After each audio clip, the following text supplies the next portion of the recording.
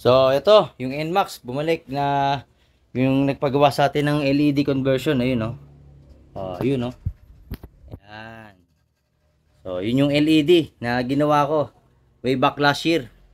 So, ito siya. At, inayos ko lang yung busina. Ang nasira sa busina, yung wire ng harness mismo. Dahil, naipit sa ano niya, yung, anong tawag din sir, yung wrap, tie wrap. Doon sa tie wrap na stock, ito. Dahil dito, yan. Dahil dito, naipit yung accessory nung busina saka yung ground trigger. So hindi gumagana yung busina, nagtataka kami. Ayaw gumana. So binaklas ko lahat yung ginawa ko kasi sabi ko under warranty ko pa to eh. Binaklas ko lahat. Tapos yun nga, na-found out ko ito. Yung nakaipit dito yung busina, meron kasing ano yun eh, sabitan. Yon, dito siya naipit. So mahirap i-trouble kasi di mo makikita physically. Nasa loob yung putol, yung mismong wire na batak sa loob naipit. O yan, para alam nyo ha. So yun, hindi na part ng warranty ko yung pag-harness kasi di ko naman ginawa yung ano niya, harness niya. May sariling wire yung power appliance.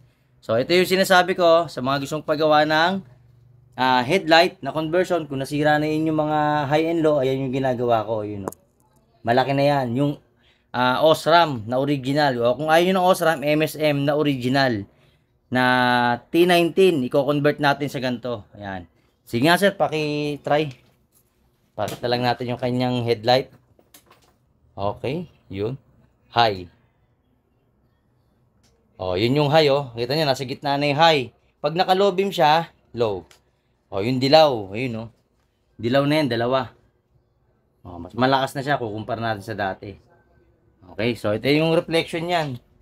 Ayun, oh. Kahit maliwanag. High mo nga, sir. O, yan, oh. Ay, low pala yan, oh. Low. Yan yung low, yung puti. Pag naka-high, dilaw. Ayun, oh. So, mas malakas na siya kukumpara natin sa stock. Yan yung ginawa ko last year. Ngayon, bumalik si sir kasi nga dahil sa busina. And yan, pinakita ko lang na hindi po biro mag-convert nito. Kung sa nakita nyo sa vlog, 18 minutes, sa totoo po, halos isang araw bago ko natapos yan. Isang buong araw ko, nabot nga ako ng gabi dun, di ba? So, yun lang. Sa mga gustong paggawa, PM nyo lang ako, JGA Humble Works. So, yun lang. At thank you sa tiwala and to God be the glory. Maraming salamat po.